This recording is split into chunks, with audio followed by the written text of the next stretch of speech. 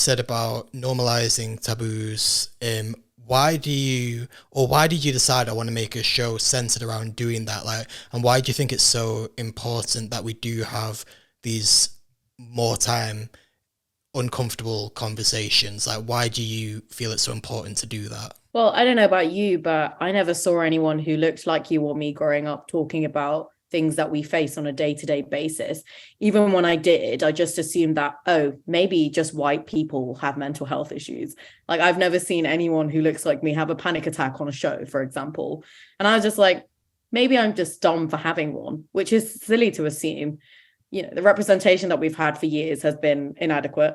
I know things are changing now and we've made big moves in the industry, but things can always get better.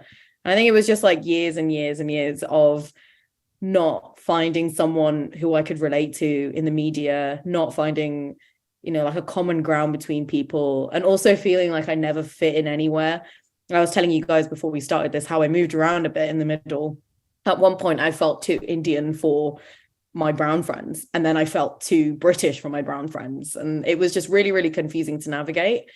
And secondly, there were so many social issues and taboos within the South Asian community which I never knew existed until I went to an Indian international school in Singapore for a bit, where I was suddenly like, what?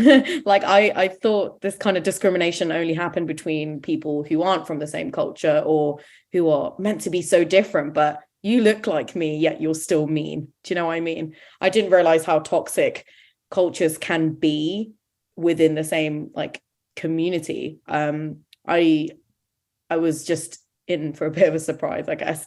And so I started my show in lockdown, actually, because it was the only society at my university that was operating, because it didn't need anyone. You could just go into a room alone and broadcast and, that'd be it. So I was just like, oh, okay, I'll try it out. And I was just thinking about what I wanted it to be about. I had no idea.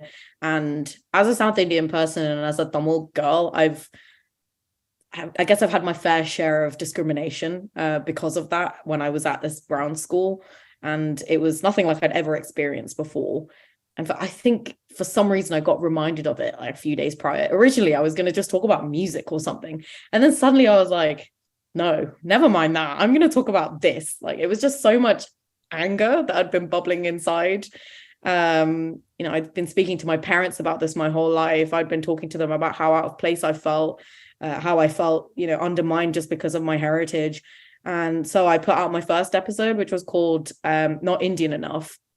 And I can't believe I did it. Like, I don't even know what I said. It was like therapy almost. I just blurted out so much and I felt so much better. And my dad was proud of me and my mum was proud of me and I was proud of me. But it was just a bunch of things that needed to be said and it felt so good. But it also made me realize that as much as I like talking and blabbering a lot, as I'm kind of doing now, I think it's really important to listen to people and listen to lived experiences and amplify the stories of people who don't necessarily have the same platform as me to tell their story.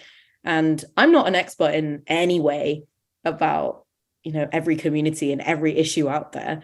And I can't talk on behalf of them either. So I really wanted to invite people on so I can unlearn things and learn things at the same time. And yeah, that's how kind of it all came together. I started inviting guests on the show. Sometimes I do it on my own. Sometimes I invite family members. We just talk about these issues and we talk about what we could do differently. It's all about addressing your privilege, and talking about how we might have overlooked these things or how I could perceive these things differently. It's not just perfect because I've spoken to one or two people, but I'm constantly learning and I'm constantly unlearning. So in a long-winded answer, that's why I wanted to start talking about these issues, is because we need to keep having conversations like this. Otherwise, things aren't going to change. And we have such a long way to go. And we need more and more people to know that they're not the only ones out there going through these difficult times. There are always people out there to help. I definitely felt alone until I started my show, which is silly. I was like, I'm the only one being made fun of in the whole world. I'm the only bullied person. Not true at all. So yeah, that's why. First of all, love that. And it's such a refreshing thing to hear, especially about the unlearning and learning process of just because I resonate a lot with it, just because like the platform is there doesn't mean that you are like the expert in everything. Like there's still things that, because of certain things that might have happened in your past, or because of certain things that you've just learnt growing up, they're there to be unlearned, because sometimes they're not the most like healthy mechanisms or to navigate the world with, right? But also I was gonna say, like, I don't know about you, Carlos, but I resonated with the thing about when we first started Mango Masala. I was expecting to go into it like, so a new Drake album dropped today, or like, so this film came out, or like very surface level conversations about media, sport, music, food, like very just like chill, laid back vibes. And then growing into the show, realizing that, hey, the platform's here, it's growing, we're gaining an audience, and people want to hear about us talk politics and social issues and colorism and racism and classism and, you know, the diaspora and things like that. So I think we've grown into that kind of different sort of platform. We still do the like Drake album talks, but on the other hand, like, the opportunity is there, and it's our responsibility to take it and talk about it, right? It'd be nice to get your thoughts on this as well. Like the stereotype of like Asian people, or South Asian people in particular, having that sort of like, we've been put in a box of like, you're a doctor, you're a lawyer, you're this, that, and the other, like you're a whiz at maths, or you're an engineer or something like that. And then you see them and we're artists and we're DJs and poets and spoken word authors and like, you know, podcast hosts and radio hosts and, you know, what have you. Like the AMAs taught us that we're in every single industry that exists. Do you know what I mean? We're there with chefs, whatever. Do you know what I mean? So like, I really enjoy seeing us in that industry and kind of like breaking the mold on what is expected of us and being in this like creative part of like media in the world, because I think for so long we've just been trapped in the doctor lawyer dichotomy that it's like, no, now it's time for us to be recognized in other spaces. And I wanted to get your thoughts on that. I absolutely agree. I think, I don't know about you, but a lot of people have come to me and been like, oh, you're not like what I expected of an Indian person. And I'm like, what is that though? You know what I mean? I don't think there's any way that a South Asian person is meant to be, or like there are unfortunately a lot of stereotypes associated with characteristics of what South Asian people are meant to be, whether that's because of the lack of representation or bad representation or just bad politics or whatever it is. We're always confined to these boxes of like, oh, so you're automatically just a lawyer or engineer, as you're saying. But in fact, South Asian people have achieved so many incredible things in so many corners of like the creative industry that, you know, things that I wouldn't even think about that exist. Like they don't get appreciated enough and we don't see them being represented enough. It's always the, you know, when we're watching movies and things, it's always the stereotypical jobs that come across. They have very important jobs, of course, like they're pivotal. You know, a lot of the time South Asian people are portrayed as taxi drivers or their own corner shops, and that's brilliant. Like any job is a job and it's very important.